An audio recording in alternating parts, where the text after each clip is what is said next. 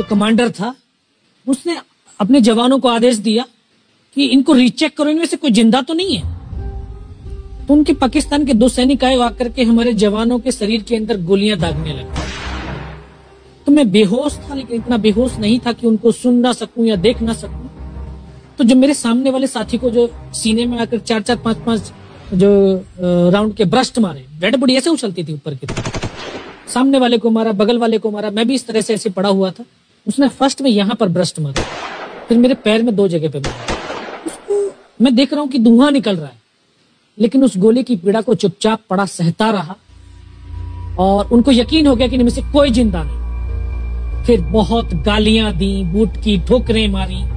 फिर काफी देर के बाद में उनका जो कमांडर था उसने बोला कि इनके वेपन उठा लो, और नीचे जो हिंदुस्तान का पोस्ट है उसके ऊपर दूसरे जो उनके साथी थे उनको सूचना दिया, उसके ऊपर कब्जा हमला कर दो।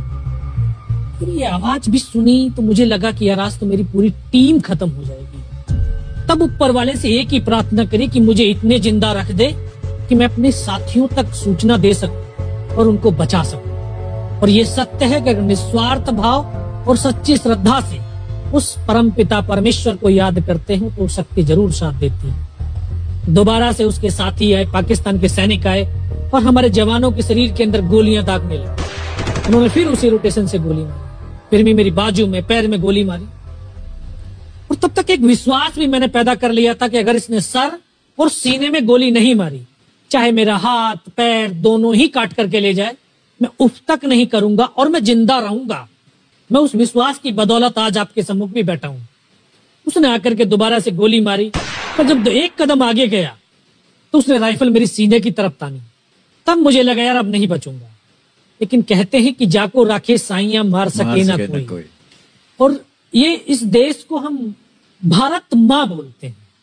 जब तो बच्चे थे एहसास नहीं था, आज पता चलता है इसको माँ क्यों बोलते हैं, क्योंकि ये भारत माँ जैसा दायित्व और कर्तव्य का निर्वाह भी करती है।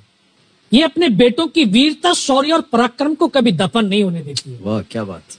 तो शायद इस माँ भारती ने मुझे चुना होगा कि उसके बेटों ने जो शौर्य, वीरता और पराक्रम दिखाया उसको दुनिया तक पहुंचा सकूं। जब उसने गोली चलाई तो यहाँ पर पर्स में 5-5 रुपए के कुछ सिक्के भी थे। जब गोली जाकर के सिक्कों पे टकराई तो मुझे भी आभास हुआ कि तो मर गया हूं। पाकिस्तान का दूसरा सैनिक आया, उसने आकर के मेरा AK-47 उठाया और वापस मुड़ा तो उसका पैर मेरे पैर से टकराया हो। तब मुझे लगा कि यार मैं तो जिंदा हूं। तब मेरे पास एक हैंड ग्रेनेड था, मैंने उसको पिन निकाली और उसको ऊपर ऐसे फेंका तो कोट के अंदर हुड लगे हुए, हुड के अंदर वो गिरा जी। मुझे तुरंत पीछे की तरफ मुड़ के देखा, पीछे तो कोई मूवमेंट था नहीं। तो जब तक वो ग्रेनेड को निकाल पाता ग्रेनेड फट गया, यहाँ से उसका पूरा सर उड़ा और वो हमारे ऊपर आकर के गिरा। जो पाकिस्तान के दूसरे सैनिक थे उनमें खलबली मची कि इनमें से कोई जिंदा है, कुछ बोले जिंदा नहीं, नीचे से रिइंफोर्समेंट आ गई है। तो उनमें खलबली मची। मेरा पास वही एक मौका था, मैंने दोनों हाथों से उसकी राइफल को उठाने की कोशिश करी, ये हाथ हिला नहीं। एक हाथ से राइफल उठाई, वहां से ब्रस्ट फायरिंग किया, 4-5 पाकिस्तानी सैनिकों को मौत की नींद सुला दी। फिर बाएं हाथ से पलटा खाया, दूसरे पत्थर से 3-4 जगह से फायरिंग किया। वो जो उनका मोमेंटम था, जो हौसले थे, परस्त हो चुके थे, वो भाग खड़े। 2-3 मीटर गया, जाके देखता हूँ सामने उनके लंगर चल रहे हैं, उनका लिविंग टेंट बना हुआ, उनके जो हैवी वेपन का डिप्लॉयमेंट था वो सब कुछ वहां पे लगा हुआ। उस समय जहन के अंदर एक ही पागलपन था, अपने साथियों को बचाना। फिर मैं वापस धीरे धीरे रेंगता हुआ अपने साथियों तक आया। फिर मुझे लगा कि इनमें से हो सकता है मेरी तरह कोई साथी होगा, जिंदा होगा। उनको देखा, किसी का सर फटा हुआ था, किसी के फेफड़े निकले हुए थे। बहुत देर बैठकर रोया भी, फिर अपने आप को संभाला। चारों तरफ बर्फ ही बर्फ, पहाड़ी पहाड़। ये भी पता नहीं कि हिंदुस्तान किधर है, पाकिस्तान किधर है। 2.5 साल की सर्विस, 19 साल की उम्र, न उम्र का तजुर्बा न सर्विस का अनुभव, जाऊं तो जाऊं कहां। तभी एक ऐसी शक्ति थी जो साथ दे रही थी। जब इसी शक्ति का आवाज हुआ, उसकी आवाज का आभास हुआ कि बेटा इस नाले से नीचे लुढ़क जा, मैं बहुत 500 मीटर लगभग नीचे रोल करता हुआ आया और अपने साथियों जो नहीं चढ़ पा रहे थे दुश्मन की भारी फायरिंग की वजह से, वहां तक पहुंचा। फिर उनको उन्होंने मुझे पकड़ा, वो फर्स्ट एड दिया। फिर वहां से जो हमारे कमांडिंग ऑफिसर कर्नल कुशाचंद ठाकुर, फिर उनको सूचना दिया। तो ये लगभग 1:30-2 बजे का समय था। वहां से फिर कमांडिंग ऑफिसर तक मुझे ले जाया गया, फर्स्ट एड तो हुआ, लेकिन ब्लड इतना निकल चुका था कि दिखाई देना बिल्कुल बंद हो गया था।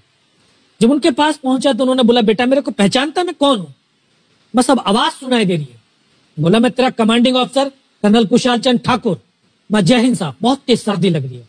तो उनका जो लिविंग टेंट था उसमें के अंदर लेटाया, 3-4 स्टॉप जलवाए, थोड़ी सी गर्मी महसूस हुई। मैं, साहब थोड़ा सा पानी पिला दो। बोला, ठीक है पानी पिलाते हैं। तभी डॉक्टर साहब आए गए, उन्होंने ग्लूकोज की बोतल पिलाई, थोड़ी सी एनर्जी महसूस हुई। उन्होंने बोला, बेटा कुछ बता सकता हूँ? मैं कहा, सब बता सकते हैं। तो उनको बताया कि सर ऊपर ये घटनाक्रम हुआ है और ये वहां की इंफॉर्मेशन है। तो लास्ट में उन्होंने बोला कि बेटा जवान की रिक्वायरमेंट क्या है? मैं कहा, सब जवान की रिक्वायरमेंट एम्युनिशन और फील्ड पट्टी की है। बोला, खाने के लिए नहीं चाहिए? सर भूख नहीं लगती। बस इतना कहते कहते तभी डॉक्टर ने कौन सा इंजेक्शन लगाया, फिर मुझे पता नहीं कहां पर। फिर होश आया 3 दिन बाद, देखा ऊपर पंखा चल रहा है। पता चला कि 92 बेस हॉस्पिटल श्रीनगर, और वहीं से मुझे बेस हॉस्पिटल दिल्ली रेफर कर दिया और 16 महीने तक उस हॉस्पिटल में मैं रहा। 16 महीने तक आपका इलाज चलता रहा? जी। और वहीं पर हॉस्पिटल में ही मुझे पता चला कि 15 अगस्त 1999 को जब ये परमवीर चक्र का जो अनाउंसमेंट हुआ, तो वो वहां पर ही मुझे पता चला। क्या है सर?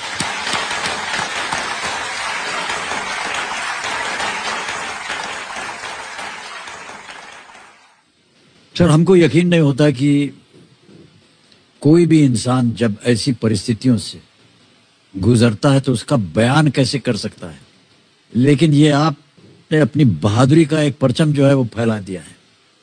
15-15 गोलियां आपने खाई हुई अपने शरीर में, और सोच रहे हैं आप केवल देश के बारे में, सर देशभक्ति के बारे में। सैनिक के लिए सैनिक इंपॉर्टेंट नहीं है, उसका राष्ट्र इंपॉर्टेंट है। वो रहे ना रहे, लेकिन उसका राष्ट्र रहना चाहिए। क्या बात है, वाह वाह। न केवल आपने इतना बड़ा योगदान दिया, बल्कि आपके जैसे कह रहे थे कि आपके बहुत से अच्छे मित्र जो थे, जो आपके साथ टीम में थे, वो भी शहीद हो गए।